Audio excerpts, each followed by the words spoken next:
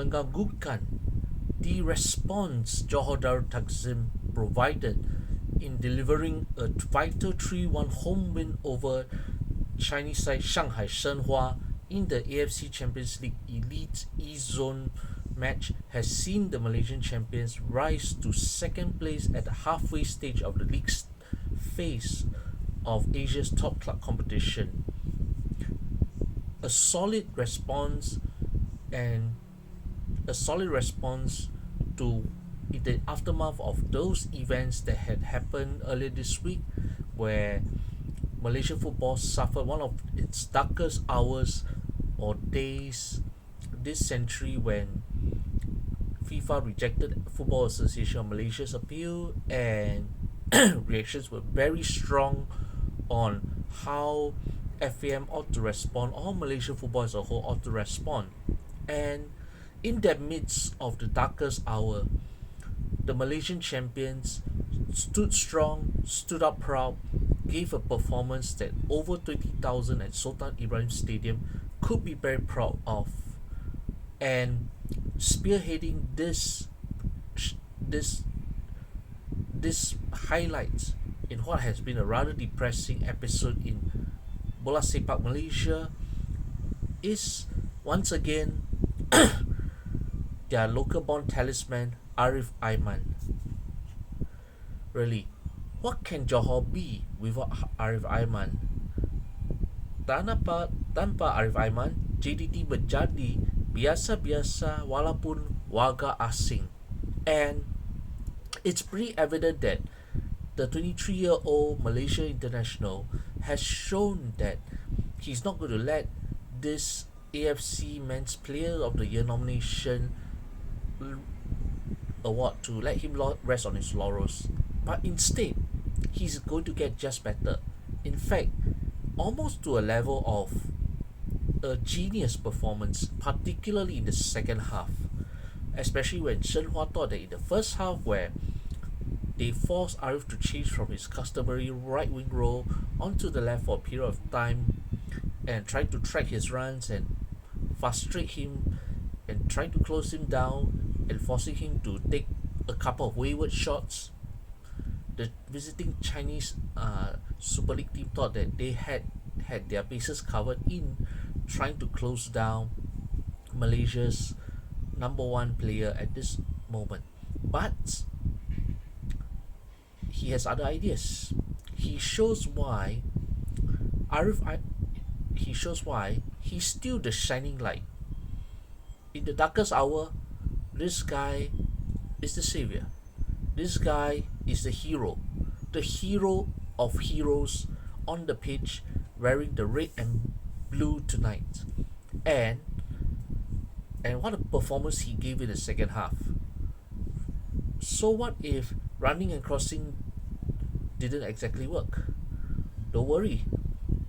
Arif managed to find his way. The number 42 was able to find some space, bulldoze his way through to create the assist for Jonathan Silva to score the first of his two goals. In fact, both Silva's goals came as a result of the local born player.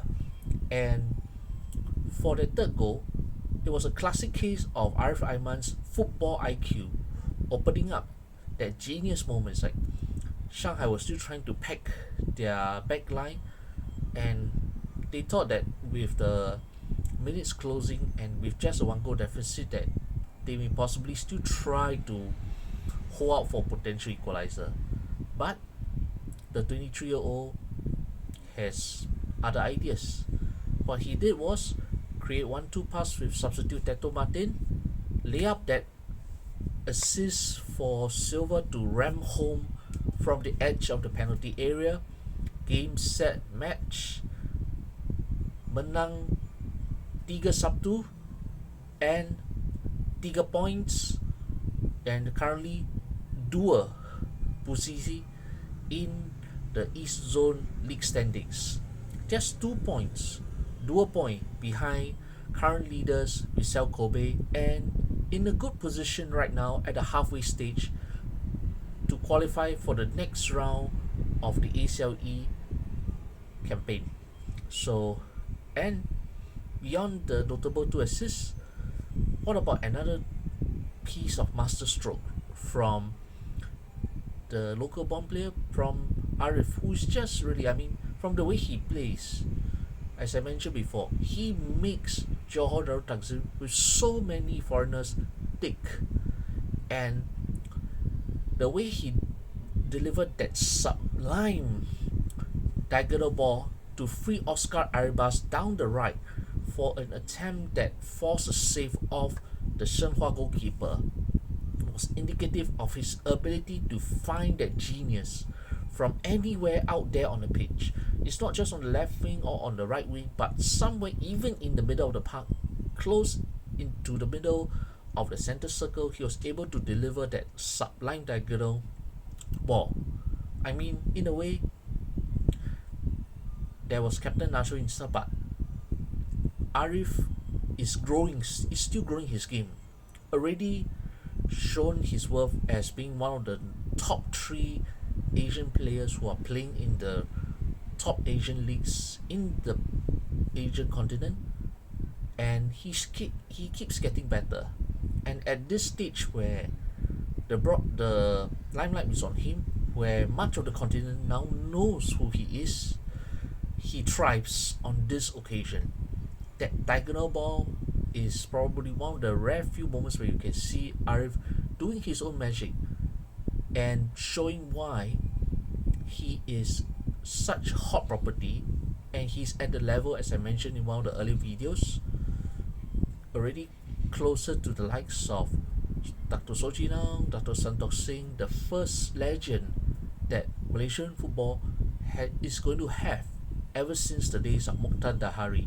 That's why 20,000 still turn up to watch in spite of the failed FAM appeal to FIFA that was totally outright rejected, when the netizens were outright aghast and terkejut on FAM being terkejut.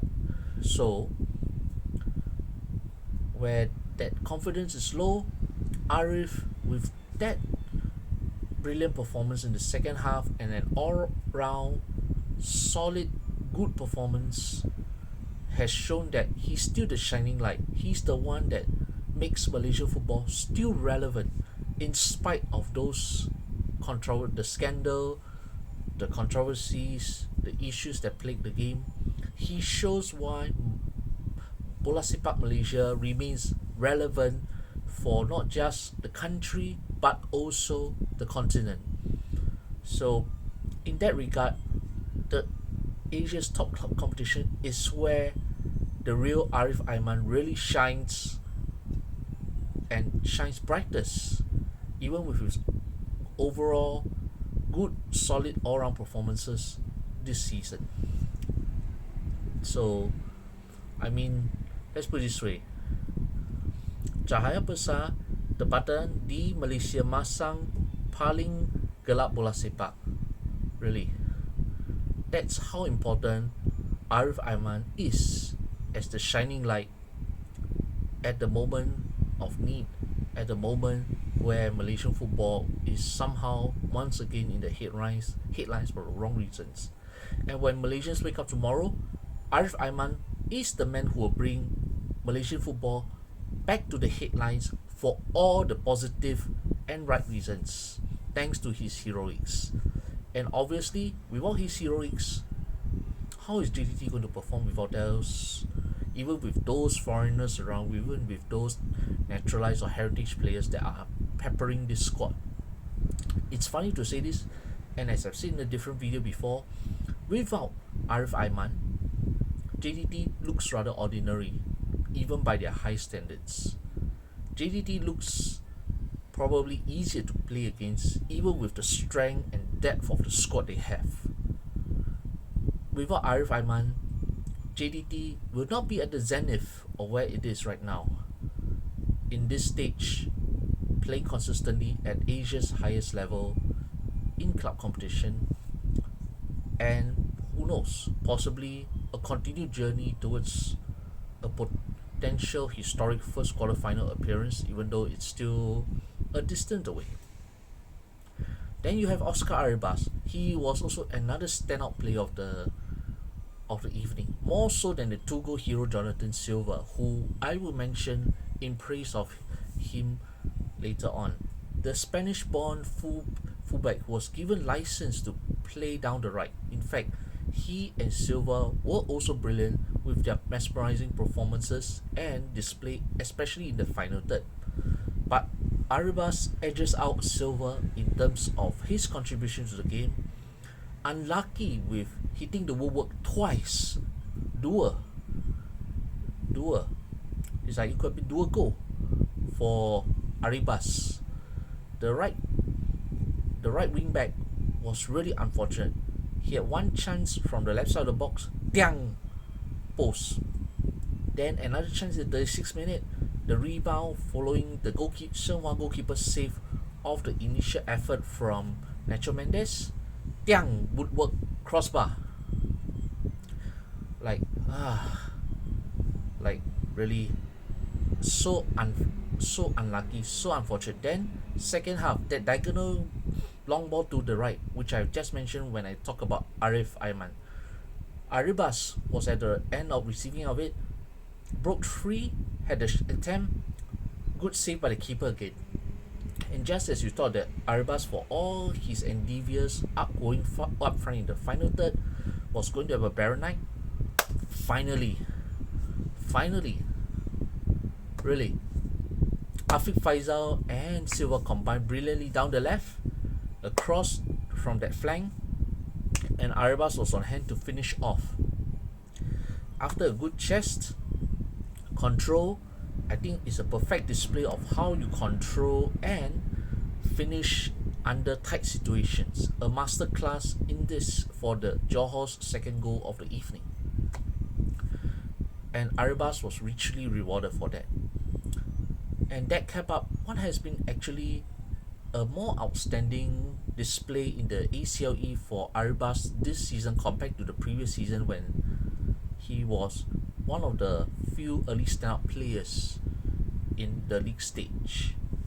Now, moving on to Silva, who scored 2 goals, a brace, and provided the assist for the second goal.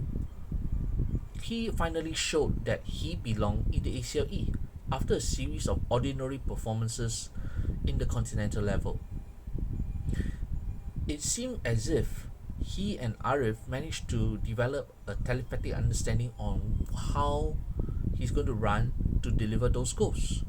And Arif had that vision, he seems to have those binoculars to really see the runs that Jonathan Silva was going to make, even before making that cross, where all the Shenhua players in white were wondering where the ball was going to go.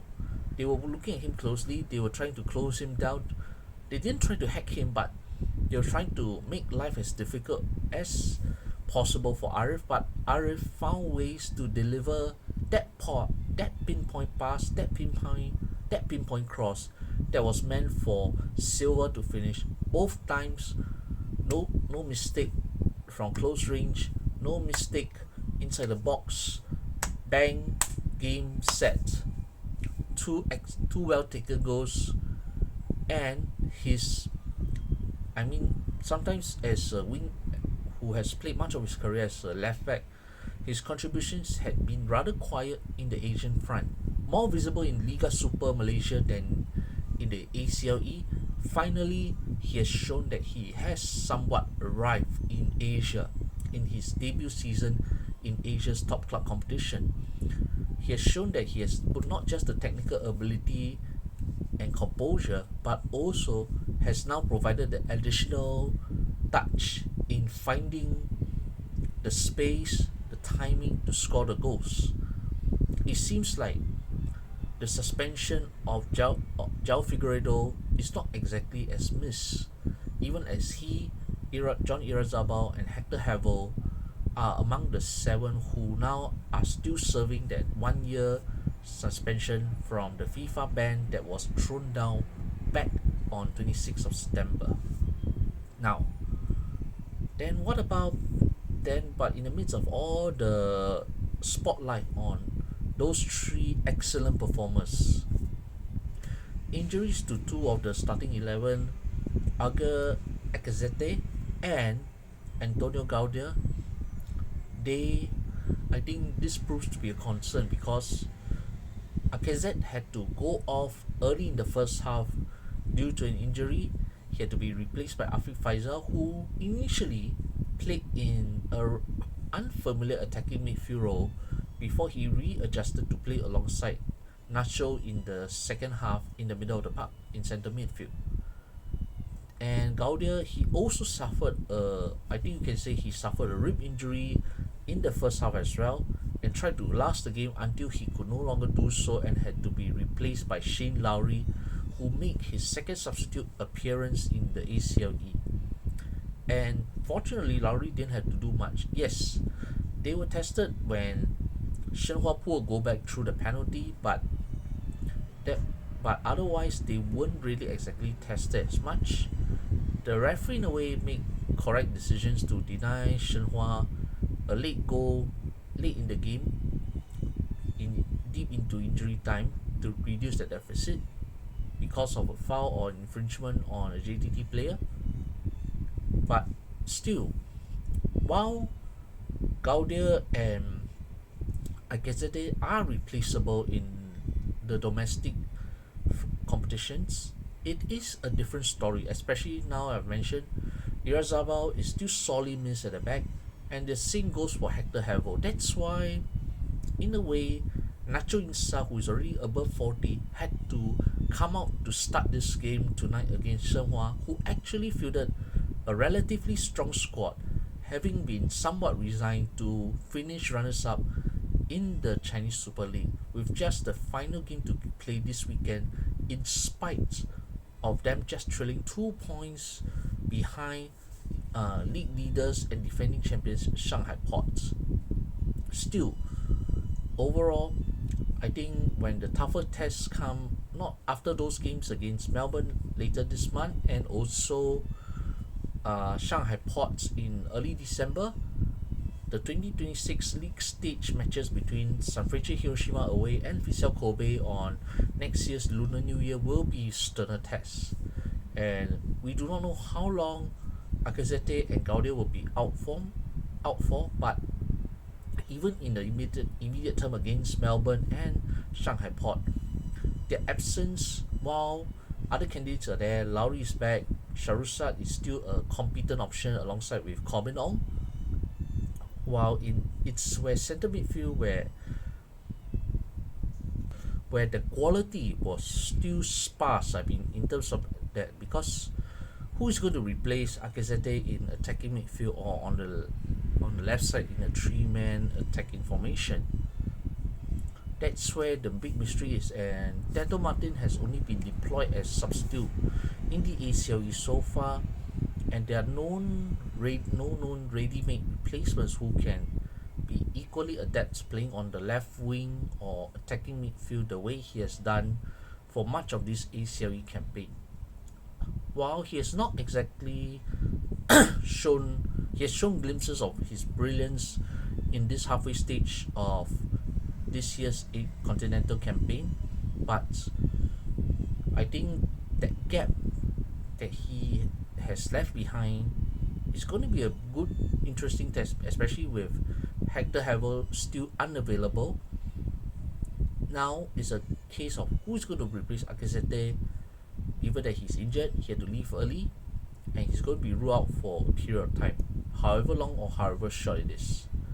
In Liga Super, they can cope, but what about in ACLE, where you probably need the stronger players to play against Asia's best? Even if the Chinese sides is probably good, like Port we don't know whether Port is going to play a full strength team or going to play a holiday team next month when they come to Johor, or whether Melbourne City, and given that you're traveling to Melbourne City, who are motivated as much as they can to stay inside the top 8 as JDT does, this is going to be an interesting test of how this level of depth for continental competitions could help or hinder for the Southern Tigers.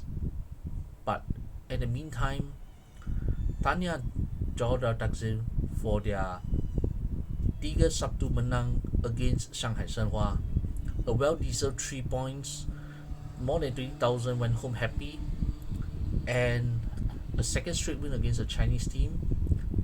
Good state towards reaching the first knockout round of this season's ACLE, and who knows how the brilliance of Arif Aiman being the talisman is going to reach, because when Arif is on song, everybody goes, Aribas gets better, Jonathan Silver gets better, other players get better around him. But the depth could be a worry, and it's going to be a real test for Cisco Munoz on how he's going to manage the enforced absence of Gaudier and Akazete through injury. We don't know if there are going to be any new suspensions ahead of the Melbourne City game, and especially in the crucial home game in December against Shanghai Port, where if they will want to use this run as much as possible of the Chinese and Australian teams to put themselves in a firm foothold before the stern test against the J1 League sides at the turn of the year.